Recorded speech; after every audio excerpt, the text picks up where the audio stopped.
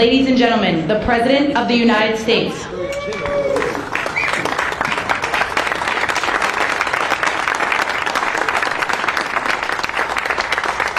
Hello, everybody. Thank you very much. Thank you. What a friendly group this is. No Democrats are here, right? Well, I want to thank everybody. This has been a labor of love. You know, we took over a building that was not properly taken care of. It just wasn't. It's a very special building, and we are taking care of it. This was grass, and when you have a news conference, and this was going on for many years, but everybody would just sink into the mud. It was extremely luxurious grass, especially when it was raining, because you'd go down about 5 inches into the mud. And when we had a press conference here, all the press standing back there, they'd be cursing me. The women would be lifting up their shoes, saying, "You've destroyed my shoes, this is terrible." So we got a stone that's the exact same stone and color as the White House itself, because we wanted the friendly feeling of that light color. And it reflects the sun, and it keeps you cool even in the summer.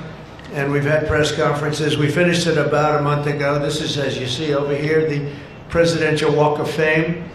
And we had this long wall with half windows, because that used to be a swimming pool on the other side of the wall. That was the swimming pool where Jackie would say, "I hear women inside." Are women inside? Quite famous. I'm not saying anything. This was a part of a movie. And the Secret Service said, "No, ma'am. There's no women inside, ma'am. I'm sorry, ma'am. You're going to have to move along." "But I hear women inside." "No, ma'am. You'll have to move along, ma'am." So that was the famous swimming pool. Now it's even worse. It's for the media. They covered the pool up. They covered the pool up, and now it's for the media. And I think we have a small representative group. I don't think they allowed the rest of them. I can't believe it. What happened? They're all on the other side of the wall. Can you believe it? Because this is supposed to be sort of a private event. And there is no such thing in politics as a private event. Lindsay, you learned that a long time ago, right? The great Lindsey Graham. Doing fantastic. You're up 34 points, Lindsay. That's right. Thank you. It's not bad, I'll tell you. It's not bad. So we did the Presidential Walk of Fame from the great George Washington all the way to, well, I think we have to rate him above me. So it's less than great, less than George. Somebody went up there and they say, "You're the third best president in the United States." This was on television, third best. And they said, "Who are the first two?" "George Washington and Abraham Lincoln." And I got extremely angry at this man. You know, you can't. It's going to be tough to beat, Mr. Senator. It's going to be John. It's going to be very tough to beat Washington and Lincoln, but we're going to give it a try, right? Hey, they didn't put out 8 wars, 9 coming. All right, we put out 8 wars, and the 9th is coming. Believe it or not.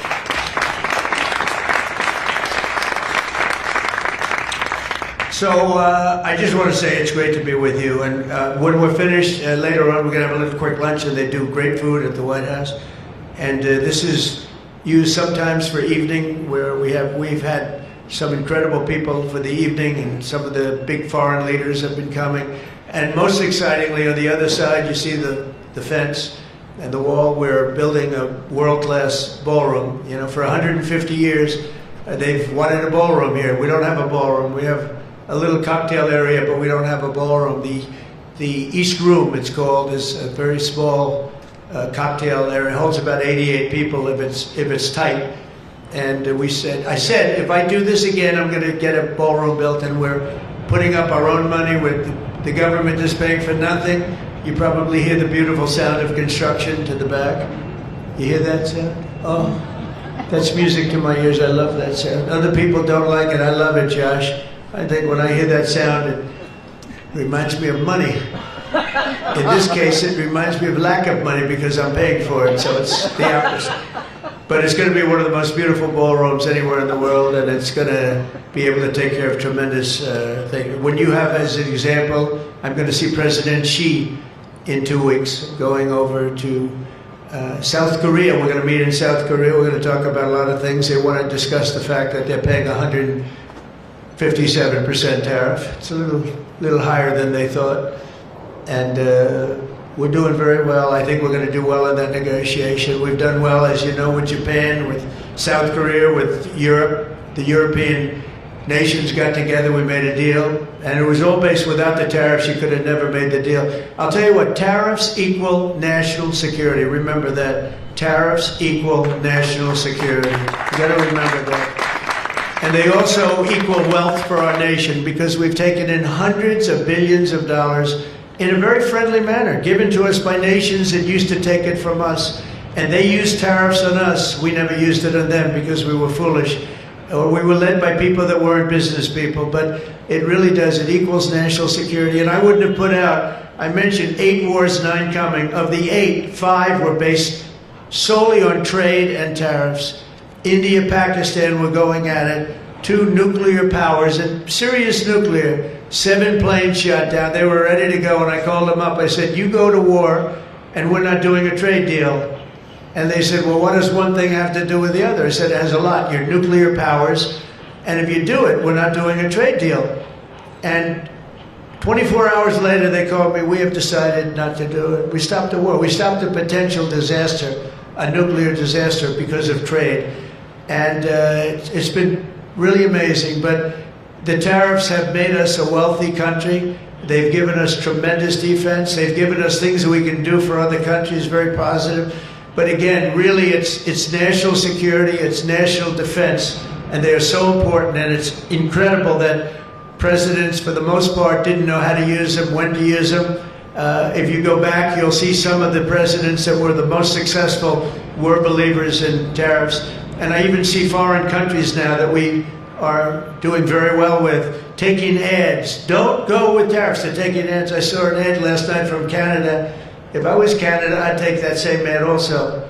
But they're actually on television taking ads. But I do believe that everybody's too smart for that. We have a very, very big and important case coming up. We should win the case based on the legal merit. We should also win the case based on all of the things I just said. But we're a wealthy country again. Last week, as you know, they found $31 billion. They came to see me, sir. We found $31 billion. They said, we don't know why. I said, was this a good find or a bad find? It was a good find. It was a plus 31. We're used to finding negative 31s, right, for the last 30 years. I said, check the tariff shelf. Well, those tariffs haven't kicked in. Yes, they did. They kicked in 2 months ago. Check it. He comes back 2 hours later. Sir, you were right. We have an additional $31 billion, billion, not million, Lindsay, billion, that we just found from tariffs. They kicked in earlier than we thought. You were right. We're a wealthy nation again, and we're a nation that can be secure. We're a nation that can start paying down our debt. And with tariffs, we're the wealthiest nation ever in the history of the world. Without them, we've got to slog. We've got to slog. But remember this, other nations, including China, Japan, European nations, they used tariffs against us for many years. That's why we owe $37 trillion. That's why. But they used tariffs very successfully against us, and we had presidents that never fought it. But now you have a president that does fight it. So I just want to welcome you to the incredible Rose Garden. It's just an incredible place. It was done, we did it, brought it back to health. It was in very bad shape, actually, and we brought it back to health. First Lady Melania did a fantastic job on it. The surrounds and everything. It's all brand new wiring. You know, underneath there's a lot of wire, a lot of things. Everything brand new, everything beautiful. The only thing we did is we had to get a hard surface here because nobody could use it because of the grass. So I just want to welcome you, and I hope you're going to be here a lot. We're going to use it for meetings. We're going to use it for press conferences. Now we can use it. It was unusable before, and now we can use it. But everything that you see was redone. All of this was redone, and the whole White House is being redone. Some of you came through what they call the Rose Hall. They call it different names, but you probably noticed, I don't know if you came through this door, did you notice the white marble floor that was put there? That was made out of Home Depot tiles, about 1 foot by 1 foot. They were all broken, about 30 years old. And I replaced it with book-matched marble, paid for by your friend, President Trump.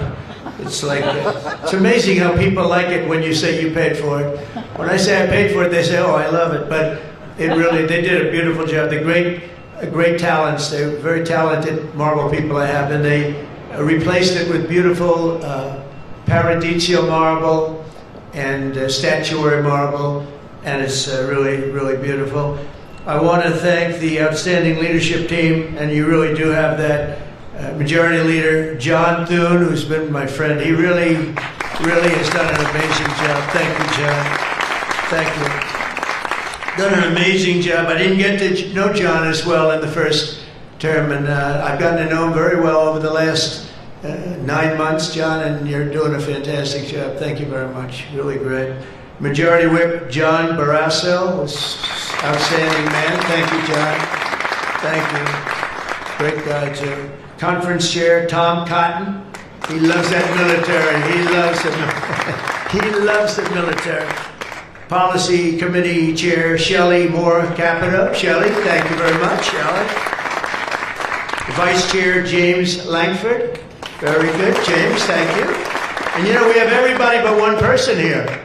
You know, everybody showed up. I figured you'd have like, I'd say 40 would have been a good number, right? If everybody, we're just missing one person. You'll never guess who that is.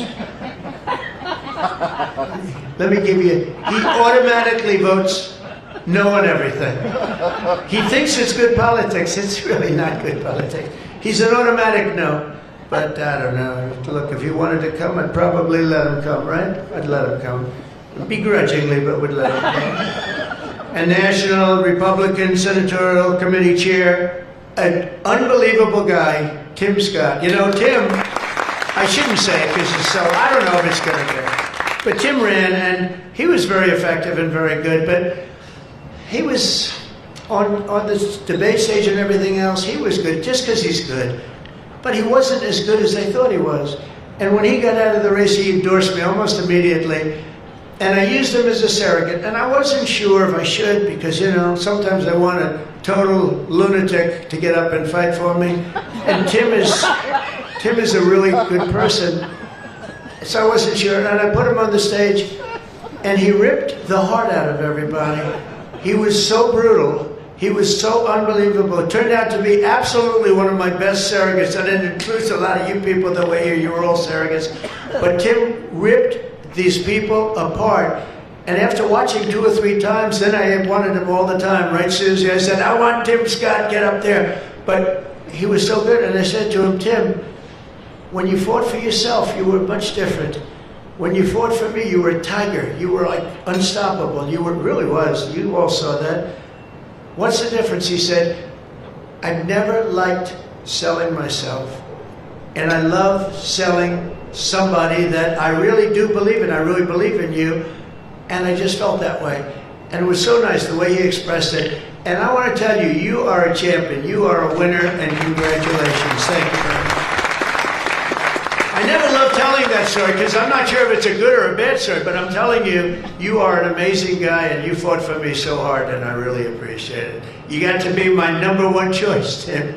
So something happened. I appreciate it. And you're doing great doing what you're doing right now. I also want to thank the entire Senate Republican Conference for your tremendous work on confirmations. Boy, did we have a couple of weeks, huh? We had some, I signed like 150 of them, and I didn't use an auto pen, by the way. I signed. You know, when you're signing these important, like a general getting approved from 3-star to 4-star and all of these different things and big confirmations and, you know, big stuff, you really have an obligation to actually sign it, I think.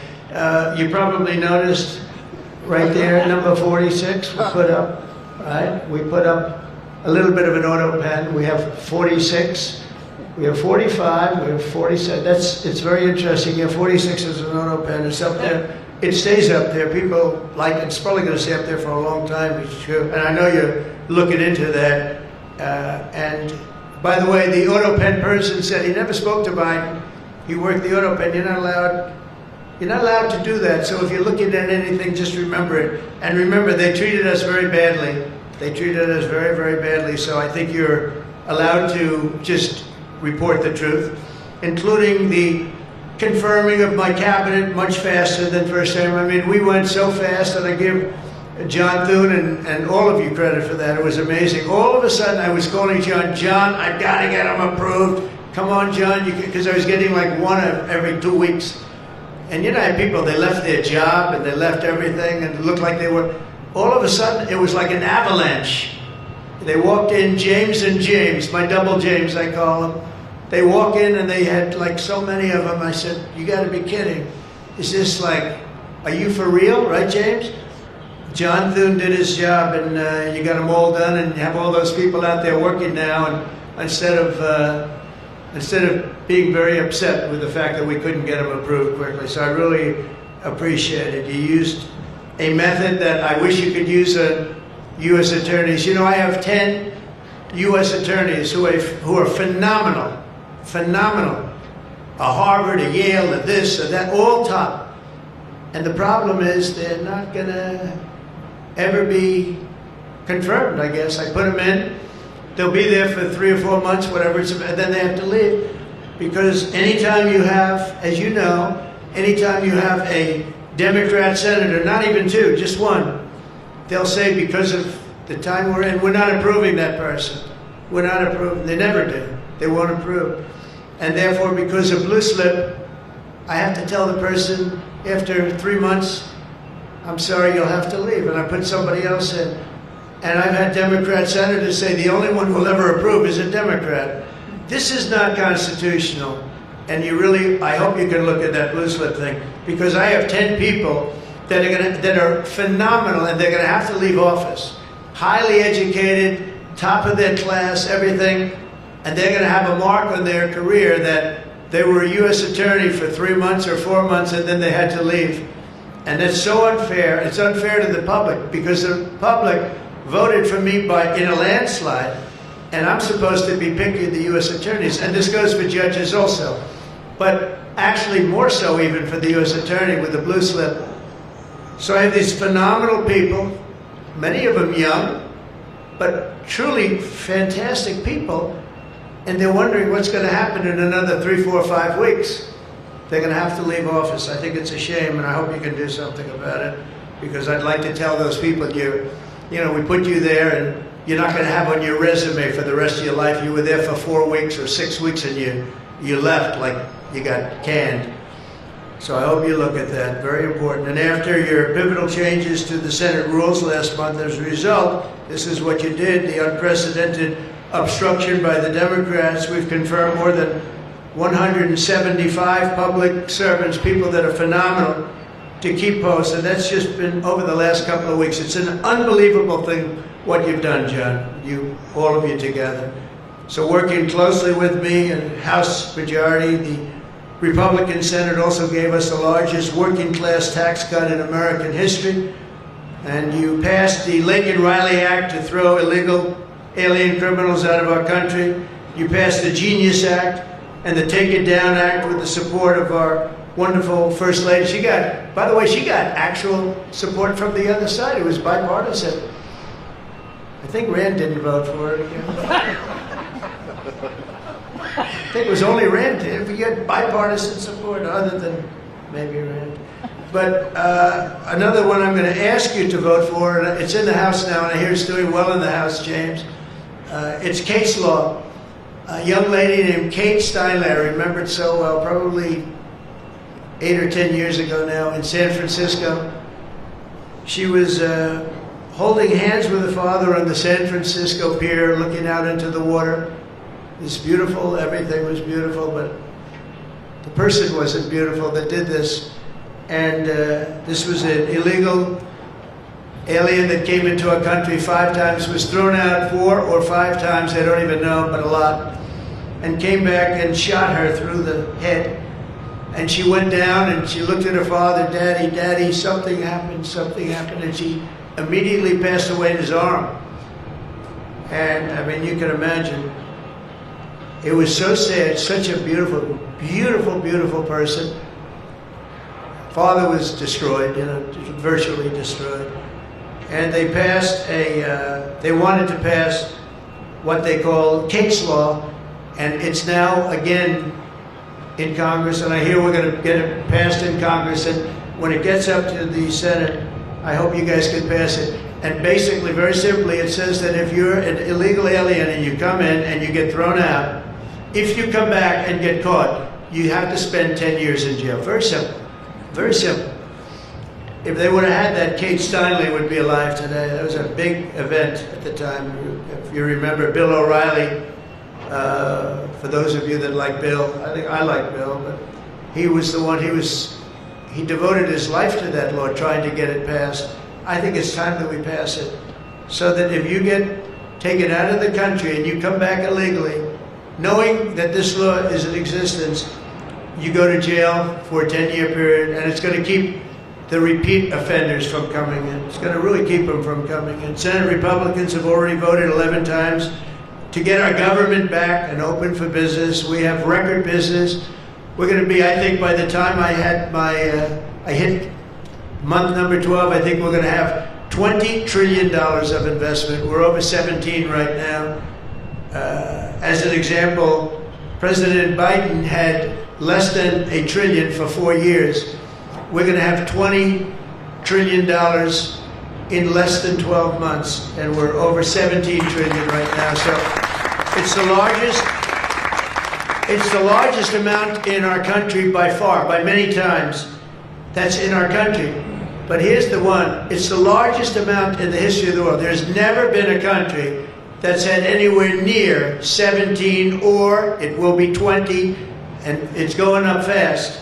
A lot of it's because of tariffs, because they're coming in because they don't want to pay tariffs. In other words, they make their product in a certain country and they used to just send it in here and there was no charge, absolutely. Now, if they have to pay a 20%, 30%, 50%, 100%, or 2% tariff, they say, well, it's better if I build my plant in the United States. It always amazed me I did this first term. We had the greatest economy in the history of our country in first term. We had COVID, and we did a good job with that. That was a curse for every country in the world. It was terrible, but we had the greatest economy we ever had.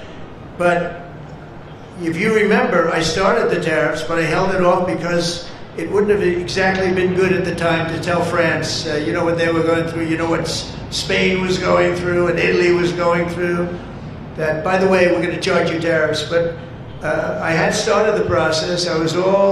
We were going, the country was doing good, and I took in hundreds of billions of dollars from China. I put the full tariffs on China. Biden left the tariffs because he couldn't, it was too much money, but they gave so many exceptions that they were essentially meaningless. In other words, here's the tariffs, but you don't have to pay if you look at somebody the wrong way. You don't have to pay, so they didn't pay very much. But with me, they were paying hundreds of billions of dollars.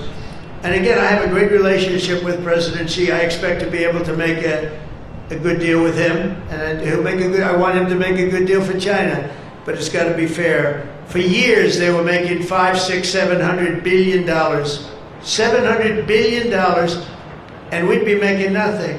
It was a one-sided, we built their military. We built China's military with the money that we lost for so many years getting ripped off. So now we're going to have a fair deal. I think we're going to have a very successful meeting. Certainly there are a lot of people that are waiting for it. Maybe it won't happen. Maybe it won't happen. Things can happen where, for instance, maybe somebody will say, I don't want to meet, it's too nasty. But it's really not nasty, it's just business, and we're gonna do a good job representing you people and representing the people of our country. Unfortunately, in a craven and pointless act of partisan spite, Chuck Schumer, who I've known for a long time, and the radical left Democrats are holding the entire federal government hostage to appease the extremists in their party. And they are extreme. I mean, I've never seen anything like it. They're extreme, and you know what? We had a landslide election. We won the popular vote by a lot. We won the swing states, all 7. Remember, they said, oh, if Trump could get 3 swing states, he'd be... And, well, I didn't get 3, I got 7. We got all 7 by a lot, by record numbers.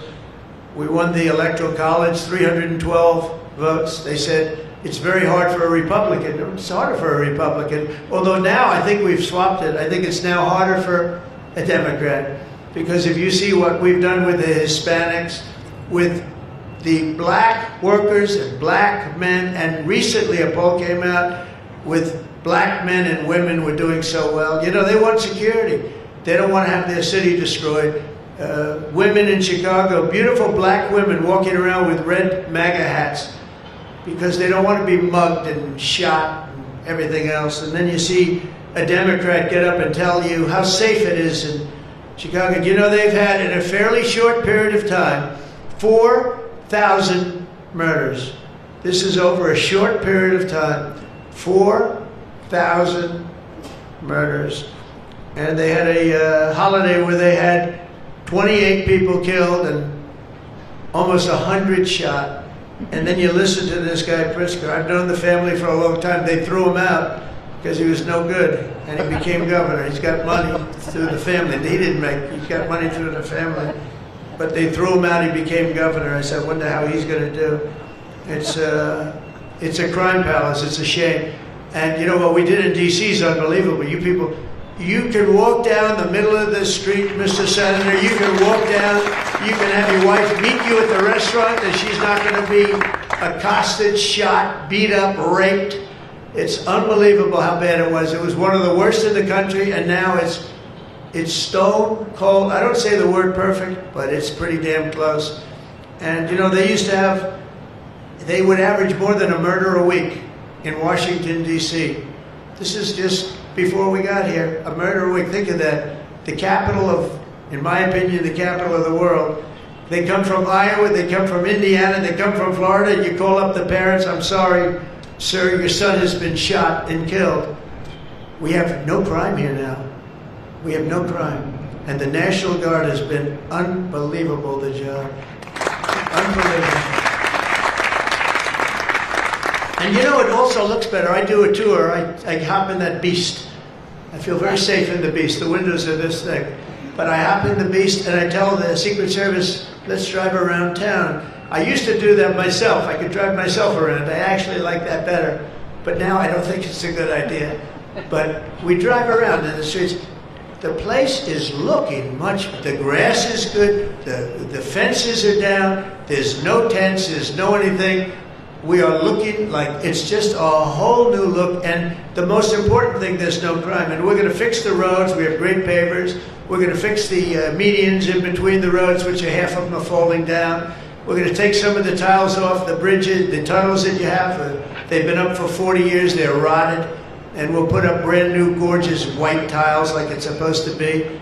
But this place is looking really good, and we haven't even started the real fixing up of the town. We're getting rid of the graffiti. You notice there's almost no graffiti anymore. A lot of that beautiful statuary marble and red graffiti all over it had bad signs up, and it stopped. We've taken out 1,700 career criminals and people that came in through an open border. They came in through Biden's open border, and we've taken them out. The thing having to do with all of the elements in the great big beautiful bill, I'll tell you, it's amazing what we've done. $200 billion in costs for medical. Well, we've done $50 billion for rural hospitals. And remember, no tax on tips, no tax on Social Security, no tax on, think of all of these things that we've done. This is the biggest, this is the greatest bill. Social Security, no tax on overtime. But no tax on tips. I got that from a waitress in Nevada. I was making a speech, and I'm at one of my restaurants in the hotel I own there. I say, how are you doing? Well, sir, it's terrible. They're taxing my tips. They're going, I wouldn't have even thought that. And I looked at it, and she said to me, sir, there should be no tax on tips. I said, say it one time more. No tax on tips. I walked outside to the press. I said, there will be no tax on tips. She was right. And we won that state by a lot. That's not a state that we win by that much, David, but we won it by a lot. So it was pretty good. But that bill is chock full of so many different things. So it was the biggest bill. I'm actually saying this to the fake news so that they maybe print it, but maybe not, because you people know. It was the biggest bill ever passed in Congress. And what we did was a little risky. We put everything into the bill, John, right? And some people were against it. They said, no, you got to do small bites. And we gave it a shot, and we got it passed. I got a call from John. He said, it was 3 o'clock in the morning, sir, we have 4 hard no's. could you please call him? I said, what time is it, John? It's 4 o'clock in the morning, sir. So I call up. One of you is sitting right here. I said, Jim, could I say hello to you? It's 4 o'clock in the morning, right? He said, sir, you have my vote. And I said, wow. Then I called up another person. I'll use fictitious names. Doug, could I get your vote? You've got it, sir. Then I called up another one. How about Josh? Could I have your vote, Josh? Because I like Josh. And Josh, who can be very difficult, said, sir, you have my vote. His wife was screaming at him on the other side. Sir, you have my vote. But I called people, and they weren't really hard-nosed. They wanted a little attention, unfortunately, at 4 in the morning. Sometimes I like the ones that don't like the attention, but we'll take it anywhere we can. And we got it passed, right, John? And nobody thought that could happen, because you have a small majority. And how about in the House, we had a majority of 3. We actually went down, after that, for a period of about 2 months, we went down to a majority in the House of 1. And I kept saying, you know, because I tell you, Mike Johnson's great. The team, these 2 teams, did you ever see 2 people more different?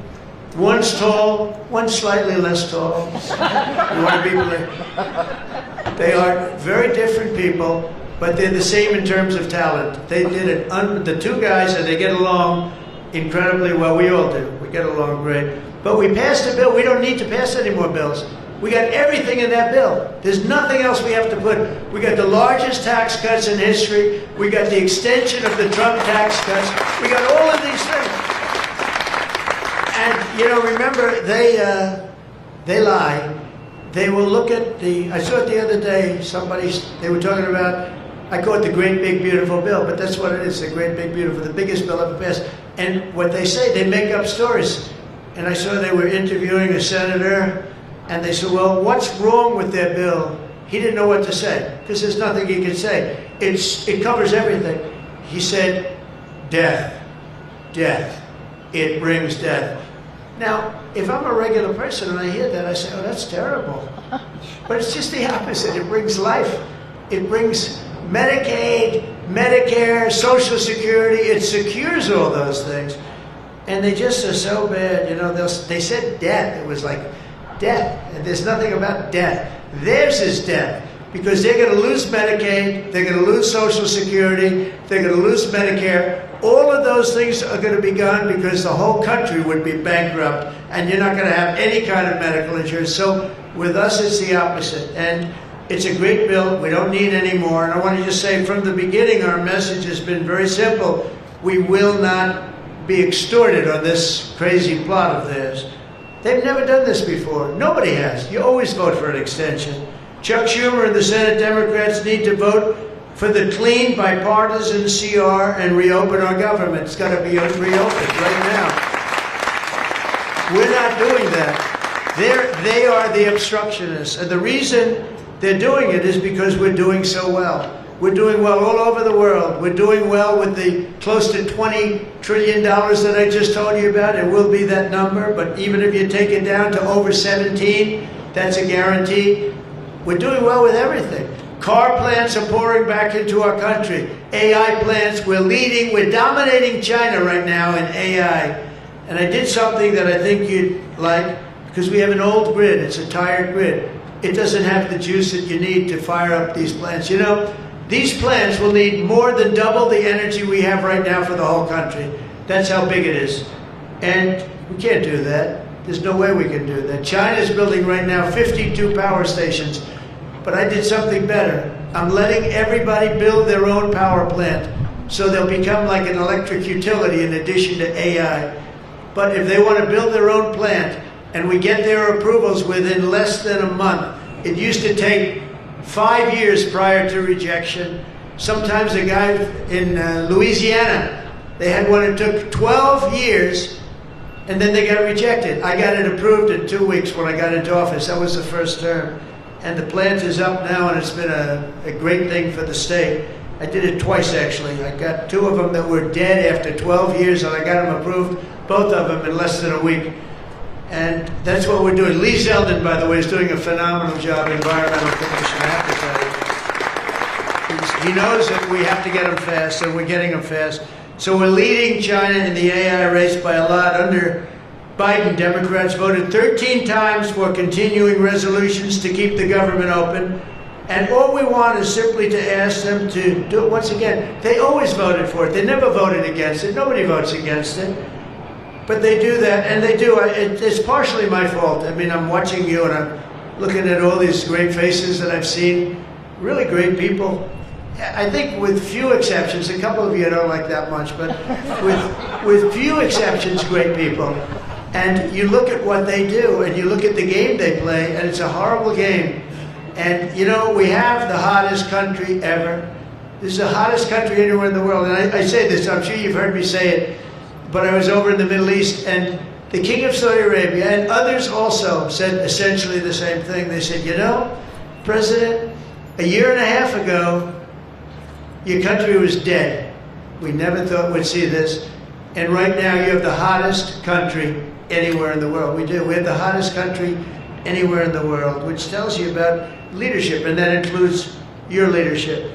So as you know, my door is always open to anyone. It's not like that AOC, how about her, where she said, she's talking about having rebellions and everything. She said, well, my door is always open. But she's not the leader. I'm sure the leaders felt very nicely about when she said her door's open. Who the hell wants to go into her door anyway? She doesn't know what the hell she's talking about. She's the one that started. You know, I remember, I'll never forget, she never took a course on the environment. And I watched her one day, and she was on television. She said, yes, our planet will be dead within 12 years. That was a long time ago. Our planet was supposed to be dead. Remember the 12-year theory? We were environmentally dead. Now, these people, they've got an agenda that nobody quite understands. The good news is they don't understand it either. They really have no idea. But the people do. The people understand. We're giving you the biggest tax cuts in history. All of these things, it all adds up that we should do fantastically well in the midterm. The only thing wrong with the midterms is that statistically, when you look, a president gets elected, and for some reason, and nobody, even the great John Thune, cannot explain to me, for some reason, even if he's a reasonably good president, and we've had success like nobody, but for some reason, you lose the midterms. I don't know why. I mean, the odds are tremendously against, like 92% or something. It doesn't make sense. If you have a great presidency, it only makes sense that you win the midterm. So there should be no reason for it. Somebody's going to explain there might be some dark, deep psychological reason where they want to vote the opposite way. I don't know what it is, but we have to win the midterms. Otherwise, all of the things that we've done, so many of them are going to be taken away by the radical left lunatics. I mean, we're going to end up with a communist mayor in New York. Can you believe it? A communist. Remember, I would always say, we will not have a socialist elected in our country. Remember, I'd say that all the time. And I was right.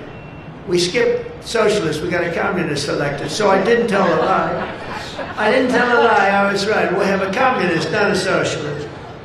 But we've already seen the impacts of the dangerous game that they're playing. Democrats are causing delays in our air traffic control system. So important. We wouldn't have had, you know, this Pete Buttigieg, he spent billions of dollars on fixing the air traffic control. They'd use copper wire going into glass wire. Any union electrician here or any non-union electrician would say you can't hook copper into glass. It doesn't work. They spent billions of dollars. They turned on the system, and it was stone cold blank. We're getting a brand new system. We have bids out now. We have 3 great companies bidding. And I want one bid. Sean Duffy's doing terrifically. I want one bid. I want just bid, and they're responsible for everything. Not we had. They had like 1,000 contractors. Every contractor, they're all running around. In the end, if one of them does a bad job, we want to be able to blame somebody, and it's going to be one of the very big companies because there's a lot of interest in it. So the air traffic control system is going to be rebuilt. Over 1 million federal workers right now, as you know, are going unpaid. That's the Democrats' fault. And children, tourists, unable to visit the museums in Washington, D.C., that we now have beautiful, safe streets, but we don't have the museums open. We should probably just open them. But we are doing things that nobody's ever done, nobody's ever seen. So all of this and the pain that the Democrats have caused during this reckless and completely unnecessary affair, and you can call it the Schumer shutdown or the Democrat shutdown. You can call it whatever you want. And I will say this, that we have Darth Vader. You know Darth Vader, right? Darth Vader is a man who, I think he's sitting right. Is that Darth? Stand up, please, Darth Vader. Stand up. Does everybody know? They call him Darth Vader. I call him a fine man. But he's cutting Democrat priorities, and they're never going to get him back. And they've caused us, and they've really allowed us to do it. And by the way, thank you. You're doing a great job, I have to tell you. So, really a great job. Because many of the things that they're cutting, like the New York project, $20 billion we're cutting it, they're not going to get it back. I mean, they're not going to get a lot of things back. They may not get it back. Maybe we'll talk to them about it. But they're losing all the things that they wanted. But many of the things that they wanted are things that we don't want. The things that are just so bad for our country. And we're cutting those things out. So while they thought they were doing maybe bad, maybe indirectly they're doing good. The cynical comment that they've made all over the place, and all of their cynical remarks proves beyond all doubt that Schumer is a calculating political partisan, but we knew that. But he's somebody that's in deep trouble. He's losing in all of the polls. He's even losing to AOC +3. Remember +3? What happened to the +3? Are they still around? I had one, when I was at the United Nations, I met the president of Somalia. And I said, I have somebody I'd like to give back to you. He said, no thanks, we don't want her. He didn't want anything to do with her. But today I'm calling on every Senate Democrat to stop the madness, to let our country get back in the greatest moment in the history of our country in terms of wealth, in terms of job creation, and in terms of investment coming in. These guys go on strike. It's really a shame. So I'm asking them to be smart. It's not working. They're getting killed in the polls. The public understands what they're doing. They're doing the wrong thing. And with that, I just want to say welcome to the White House. When we're finished, they do a great job. When they're finished, we're going to all come in. It'll be a little crowded, but that's okay. To the Oval Office, we'll talk a little bit, a couple of minutes. Got some interesting things. And I think I'd like to have, if I could, John, come up and say a few words, and we can close it out. And by the way, this is an open mic. It's open to the world. I think they can hear me out on the street. If anybody wants to come up and say after John, say we're all friends, and you can speak your heart out. But we've got to get our government open, and the Democrats are trying to keep it closed. Thank you. John, please. Well, Mr. President, thank you for having us. This is the 4th week of the Democrat shutdown, but we are all here today because your Republican team in the Senate is unified. This is now the longest full shutdown in history, but everybody here has voted now 11 different times to open up the government, and we are going to keep voting to open up the government, and eventually the Democrats, hopefully sooner or later, are going to come around. But Mr. President, your agenda is the right one for this country. This is your team. We are your partners in achieving and implementing the agenda that you campaigned on and the American people voted for. And you just mentioned it has been a series of promises made and promises kept, whether it's national security, whether it's the border, whether it's the economy, taxes, regulations, energy, Trump newborn accounts, school choice. You look at what we've accomplished so far. It is a remarkable, remarkable team and a record of accomplishment that can't be matched. And I would argue, at least in my time here, but perhaps in all of history. So thank you for your leadership, and we will continue to be good partners and work with you to get the work done for the American people. And let's hope that the Democrats get wise and starting perhaps even today, vote to reopen the government so we can get back to work for the American people. Mr. President, thank you for having us at your home. You have beautiful homes, and thank you for everything you're doing to make this such a beautiful place. This is America's house. We're delighted to be here. Thank you.